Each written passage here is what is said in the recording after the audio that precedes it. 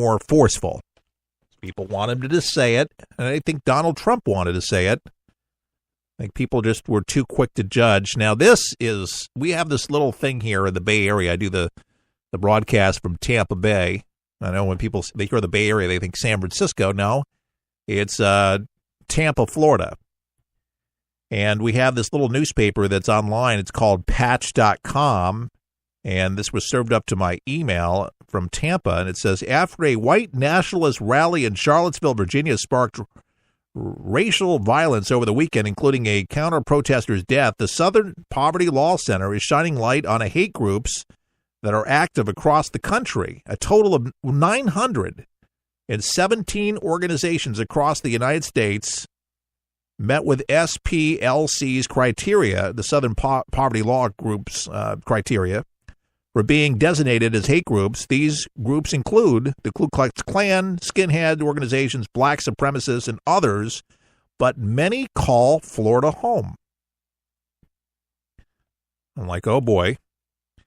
Poverty Law Center website has an interactive map if you want to look at it and see what kind of groups are in your area, but showing the location of hate groups state by state. And within the Sunshine State, they pointed out that there are 63 active hate groups here, and where the groups are active in Florida. And firm 22 racist skinheads statewide.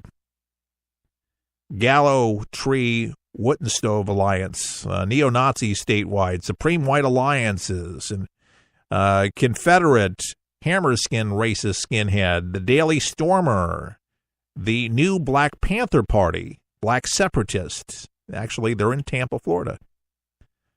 American Vanguard, White Nationalist Orlando, up the road. Nation of Islam, Black Separatists, Pine Hills. Children American Knights of the Ku Klux Klan, Heathrow. ACT for America, anti-Muslim. Knights of the White Disciples. And it goes on. Well, there's all these names, and I don't want to. Dr. James Kennedy Ministries, anti-LGBT, Fort Lauderdale. Wow. D. James Kennedy Ministries, anti-LGBT, Fort Lauderdale. Did not know that they actually put him in as a hate group. That saddens me. Because Dr. D. James Kennedy was a good man, and I got to see him before he passed away, of Coral Ridge Ministries. And see, just because you say, thus saith the Lord, and it's in the Bible, and you believe that the gospel is the gospel truth, and you're labeled a hate group. Isn't that something? Never closed the doors to any gay person that wanted to come in seeking the Lord or prayer or solitude, and yet they're labeled hate. Not a surprise, because actually this program, just because Chuck had folks on from, he would have people on from all over the country, but to try to figure out what was going on with some of these militia groups, etc. On For the People many years ago, I think that the Southern Poverty Law Group, they put him as a hate group. Oh, yeah, For the People. Because he was just interviewing and trying to figure out what was going on. He'd give equal airtime to all groups, but just was curious, and just because he had one group on, oh, you're one of them. You're one of those militia groups. Interesting. Have you tried that app that we advertise? The 123 Ready TV app? It is unbelievable. It works on your Android phone or your computer. Do you have a personal computer? Laptop computer? It runs Windows? Well, 123 Ready TV operates on Android and Windows. And what it allows you to do is enjoy all the movies that are currently in the movie theater or have been in the movie. Almost any movie that it was ever produced, practically. Commercial free. Now, there are some services that people get that are jailbroken. This is legal. And the reason it is because if it's streaming on the internet, this thing finds it. But they don't interlude commercials. You type in a title and it finds it, or you can just peruse through Westerns or old TV shows or current TV shows, sports, or whatever you are looking for, it finds it. And it's $19.99, one time only. $19.99, one time only fee. That's all you pay. You don't have to fork out all these dollars to all these subscriptions when you can just pay this one time only and enjoy entertainment, and the quality's great.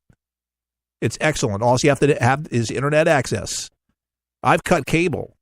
I've cut it all, and 123 Ready TV is responsible for that. Thank you very much. Get yours today at forthepeopleshow.com. Click on the store page for $19.99. Start enjoying movies without the big price tag. ForThePeopleShow.com. Click on the store page. Get yours for $19.99. All right, China is saying, they're saying a lot, but that Trump's trade probe violates international law. Oh, really? They're stealing our property, intellectual property, reproducing cars and electronics by the thousands, folks. And it violates international law. That is so hilarious. China seems to not be backing down from President Trump's recent promise of trade investigations of Beijing's technology policies, defiantly saying that they will resolutely safeguard their country's interest. Resolutely. And trade groups for technology companies welcome Trump's order, but the Chinese Commerce Ministry said it violated the spirit of international trade and the Washington World Trade Organization commitments. The ministry also said Beijing will take all appropriate measures if Chinese companies are hurt, but gave no details. Trade war coming up, folks. Now, Trump told the U.S. trade officials to look into whether to launch a formal investigation into whether Beijing improperly requires foreign companies to hand over technology in exchange for market access. If the U.S. side disregards the fact it does not respect multilateral trade rules and takes action to damage the economic and trade relations between the two sides, then the Chinese side will never sit back and will take all appropriate measures to resolutely safeguard the legitimate rights and interest of the Chinese side. So, folks, we believe the U.S. side should strictly adhere to commitments and should not become the destroyer of multilateral rules. Okay, but yeah, this is one statement made. Beijing requires automakers and other foreign companies to China to work through joint ventures, usually with state-owned partners. They often are required to give technology to partners that might become competitors.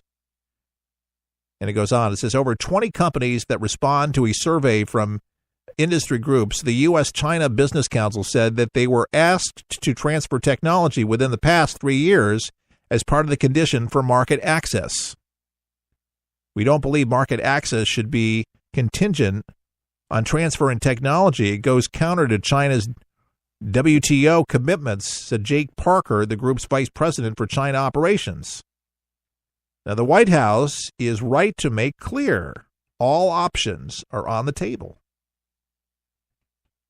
This is Robert Atkins, president of the Information Technology and Innovation Foundation in Industry Group in Washington, in a statement. Folks, accountability, folks, they know that they have their fingers in the cookie jar. They know that they're sharing this information, opening source, to allow companies to be able to back engineer and to put their name on it. And then American companies have been screwed by billions of dollars by the Chinese. It's something that we've known for years. But of course, China's going to be defiant. It's not a big surprise, not a shocker to believe that communist China would do such a thing. Yes, I said communist China. A lot of people don't think that that's the case, but it is.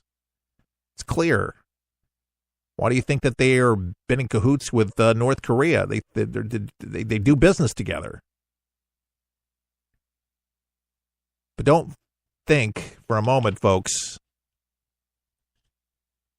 that there's not going to be a trade war, because it's already happening. We already know that there are problems. But to fix America, folks, we have to fix the industry. We have to start making things. We need to start getting back to not being a colony state. We need to start making things like we've made before, and we can do it again. That's how we make America great. The free trade that has been going on for too long is hurting both countries immeasurably, but it's been greed that's perpetuated this. It's an obvious thing, and senators have done this, lawmakers have done this in Washington. It'll be very interesting to see in the weeks and months ahead, but see, this affects the stock market. It affects trading big time. And just don't forget who owns most of our debt. It's the red Chinese. So how far will we go? How far will Trump make good on his promises? We'll see. I hope he does. It's not going to be easy, like anything, and not when it comes down to intellectual property. And by the way, I think a step in the right direction, if that tells you anything, Apple is going to be building their smartphones back in the United States, because Apple's caught on to the trade practices of the Chinese. They get it. They understand it. Trump is just shedding light on it, speaking openly, and that's part of draining the swamp. Thank you, Bill Clinton, allowing all this GATT and NAFTA crap, looking the other way. He started this, and that's why we're here. But it does screw the American worker. Big time. By the way, there might be a reason why Kim Jong-un has been acting a little funny, according to a new report. Now, it's been widely speculated, folks, through reports that Un is sick, that there's something wrong with him. Now, they don't know exactly what it might be, but it is believed that he might be on steroids. You know anybody on steroids? Well, again, in the medical community, they say that he has gout, and one of the treatments for gout is steroids. Dr. Rock Prestano of the Hospital for Special Surgery is telling a fellow this could be manifesting roid rage. Not road rage, but roid rage, like steroids. Now, known as the disease that so many have had, gout is terrible, man. If you have ever had it or known somebody that's had it, they say it's caused by a rich diet. Gout is a buildup of uric acid in joints, particularly in the feet, which cause acute pain like a knife going through your toe. Benjamin Franklin had it. Napoleon, Da Vinci, even Henry III. So many people have had it. And it's in the pre-steroid era. But roid rage. Well, his general told him to step down. Don't make a move. Don't do that, because it would be suicide. And maybe he's come to his senses, but maybe drugs are the culprit, or pain that has done some of this. Who knows? There could be something to this. By the way, James Bolton, John Bolton, he was the former ambassador to the UN. Is this a retreat? I mean, a lot of people are just wondering. I mean, did he? Well, they're saying, well, he blinked to Trump saying this fire and fury, and that slowed him down, or was it the roids? UN Ambassador John Bolton earlier.